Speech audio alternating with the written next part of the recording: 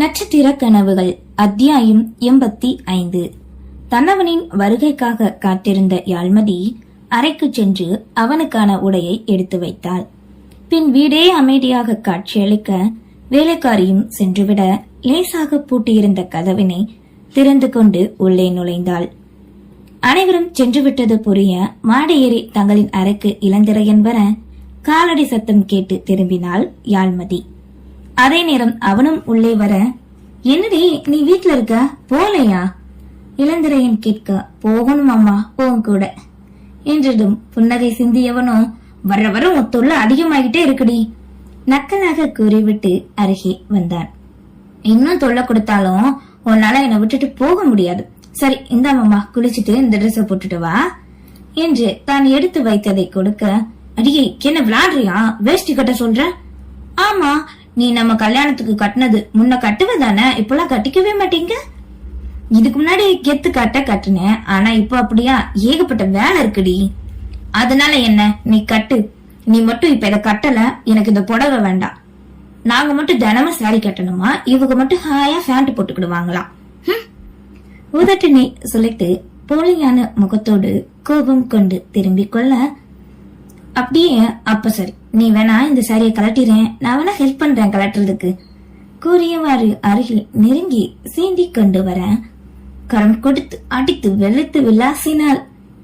பேச்சு பரு பேச்சு, உன்ன மோனே அடித்து கொண்டே இருக்க சுகமாய் வாங்கி பின் ஒரு கட்டத்தில் இரண்டு கரங்களையும் மடக்கி பிடித்தான். இப்படியெல்லாம் பக்கத்துல வந்து கொல்லாத பொண்டாட்டி, எப்படா நீ காப்ப கலட்டுவேன்னு இருக்கு. மகிழோடு அவரின் காதோரம் குனிந்து முணுமுணுப்பாய் கூற, முகம் சிவந்தவளோ நெஞ்சில் கை வைத்து தள்ளி விட்டாள்.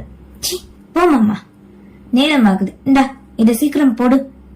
முன்னே நீட்ட அவனுமே நேரமாவதை உணர்ந்து அதனை வாங்கிக் கொண்டு குளியல் அறைக்குள் நுழைந்தான். நேரம் சென்று இடுப்பில் கட்டிய டவலோடு வெளியே வர படுக்கையை சரி செய்து கொண்டிருந்த யாழ்மதி அவனை அளவிடுவது போலே கண்டிருந்தாள். தங்களின் திருமணத்தின் போது இருந்ததுக்கு இப்போது முற்றிலும் மாறியிருந்தான். அவனின் தேகம் கூட திண்மை கொண்டு வலுமேறியது. கலரோ குறைந்திருந்தாலும் ஆளுமையோ 10 பேரே வந்தாலும் அடங்க வைக்கும் தோற்றம்.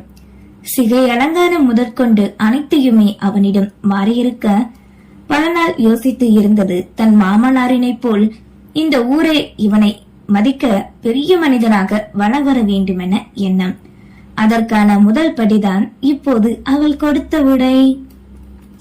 கிளம்பும் வரை ரசித்தவாறே இருக்க நெற்றியில் சிறு கோடாய் இட்ட குங்குமத்தோடு திரும்பினான். சொல்ல வார்த்தையே இல்ல மாமா, அவ்வளோ அழகு என்க மனைவியின் வார்த்தையில் மெய்சிலிர்த்து போனவனோ அவளையும் அழைத்துக் கொண்டு கிளம்பினான். பின் கோவிலுக்கு வந்து சேர்ந்ததும் தன் பைக்கினை நிறுத்த சரியாக அவனின் நண்பர்களும் அங்கு வந்து நின்றனர். டேய் நண்பா, தோரணம் எல்லாம் பலமா இருக்கு. தங்கச்சி உங்க ஏற்பாடா இதெல்லாம்? பின்னே இறங்கி நின்றவளை கண்டு கேட்க அவளோ மௌனமாய் இதழ் விரித்தாள். சும்மா சொல்லக்கூடாது, உனக்கு இந்த லுக் செம்மடா. தங்கச்சி உங்க புருஷனை நகர விட்டுறாதீங்க, அப்புறம் வேற எவ்வளவு கொத்திட்டு போயிட போறாங்க. அடே ஏன்டா ஏன்? நண்பனை அடக்க முயல.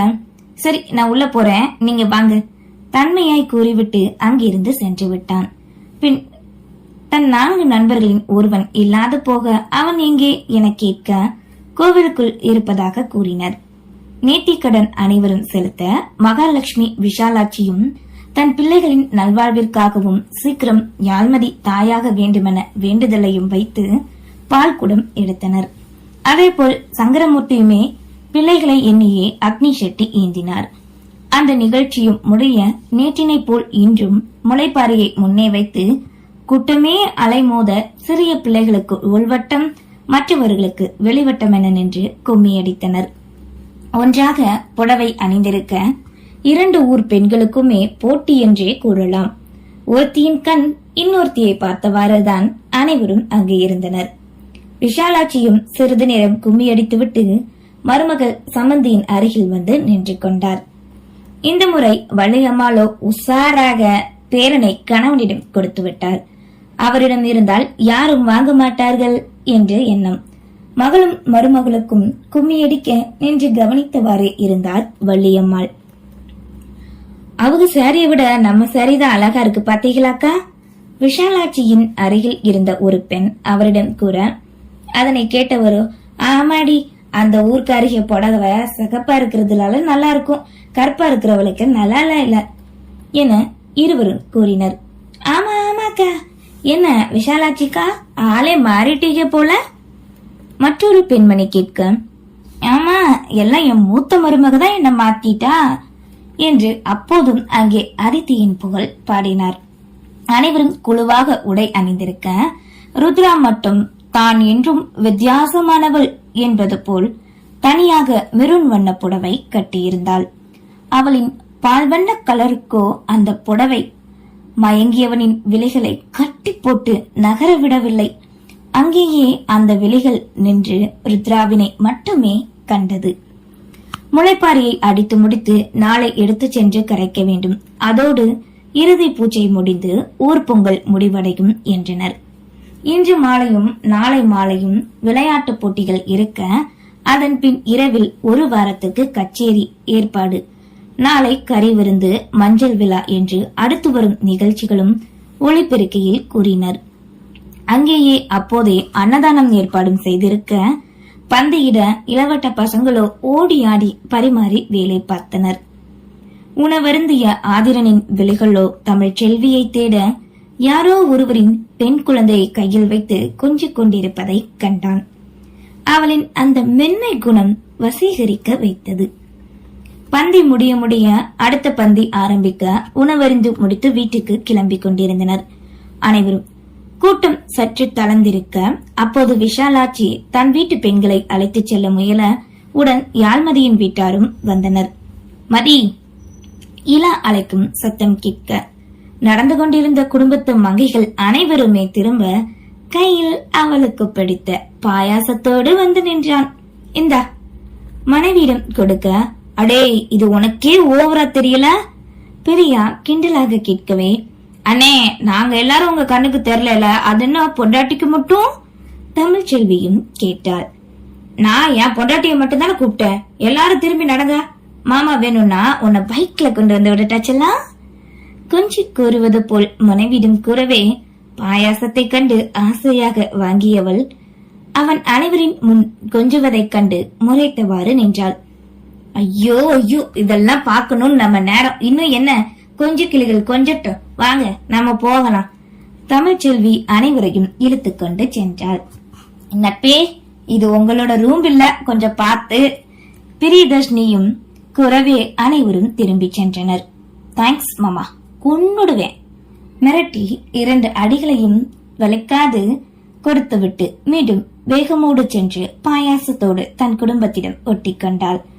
பெரியவர்களுக்கோ இவர்களின் இந்த அன்பிலும் இன்பமான வாழ்க்கையிலும் யாரும் கண்பட்டுவிடக் கூடாது என்ற எண்ணம். தினமும் வெளியே சென்று வரும் தன் வீட்டு பிள்ளைகள் அனைவருக்கும் திருஷ்டி சுத்தி போடுவார். இன்பமும் துன்பமும் கலந்ததுதானே வாழ்க்கை. பின் மாலை நேரம் கோவில் முன்னே இருந்த காலி இடத்தில் விளையாட்டு போட்டிகள் ஏற்பாடு செய்திருக்க அக்கம் பக்கத்து ஊரார் மற்றும் இரு ஊரார் என்று கூட்டமே கூடியது. நாளை சிறு சிறு விளையாட்டு போட்டிகள் இருக்க, இன்று வழுக்கு மரமும் சிறியவர்கள் பெரியவர்கள் பெண்களுக்கான கபடி போட்டியும் கம்பு சண்டையும் இருந்தது. அனைவரும் வேடிக்கை பார்க்க போட்டி நடைபெற துவங்க முதல் பரிசினை பற்றியும் அறிவித்து விட்டனர். நீலகண்டன், சங்கரமூர்த்தி மற்றும் தொழில் வியாபாரிகள் அனைவரும் ஸ்பான்சர்ஷிப் செய்திருந்தனர். முதலில் வழுக்கு மரம் ஏறும் போட்டி. உச்சியில் கட்டியிருந்த மஞ்சள் துணியை எடுக்க வேண்டும் என்பது போட்டியின் வெற்றியாளர் முடிவு. ஒவ்வொருத்தராக ஏறி ஏறி வழுகி போய் தொற்றிக்கொண்டே இருக்க, சீக்கிரம் சீக்கிரம் என ஒளிபெருக்கிலும் உற்சாகமான வார்த்தைகள் கூறி ஊக்கப்படுத்தினர். நேரம்தான் சென்றது. இதுவரை யாராலையும் எடுக்க முடியாது போனது. தேவா கூட முயற்சித்து பார்த்து தோற்றுத்தான் போனான். கைபேசியிலும் கேமராவிலும் சந்தோஷமான தருணத்தை எல்லாம் சிலர் வீடியோ பதிவும் செய்து கொண்டிருந்தனர். அங்கு மாமா நீ போ, யாழ்மதி கூற, என்னங்க நீங்க போங்க என எதிர்ப்புறம் இருந்து இளையராணி கூறினாள். சரி என்று இருவருமே மனைவியின் பேச்சில் ஒரு சீர உள்ளே வந்து ஒருவரை ஒருவர் பார்த்து கொண்டனர். என்னடா இது, மாப்பிள்ளையும் மச்சானும் ஒரே போல வந்திருக்கீங்க, சரி யாராவது முதல்ல ஏறுங்க என்றதும் நீ ஏறு நீ ஏறு மாறி மாறி கூறிவிட்டு பின் இளந்திரையன் ஏற உச்சி வரை போராடி ஏறியவனோ தொடும் நேரம் வலைக்கு விழுந்துவிட அடிப்படவில்லை என்றாலுமே நொடியில் பதறிவிட்டாள் யாழ்மதி. மாப்பிள! யோகமித்ரன் வந்து வேகமாய் தூக்கிவிட, நீ ஏறு மச்சான், பாத்து இன்னும் மேல யாரும் போகல, ரொம்ப வழுக்குது, கால்ல அழுத்தம் கொடுத்தா சரிய வைக்குது, கொஞ்சம் கேர்ஃபுல்லா ஏறுமாப்பா.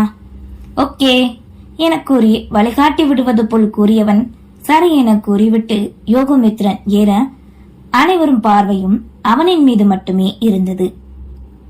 மாப்பிள்ளை தவறவிட்டதை மச்சானாக சிறப்பாக செய்து வெற்றி கண்டான் இளந்திரையன்.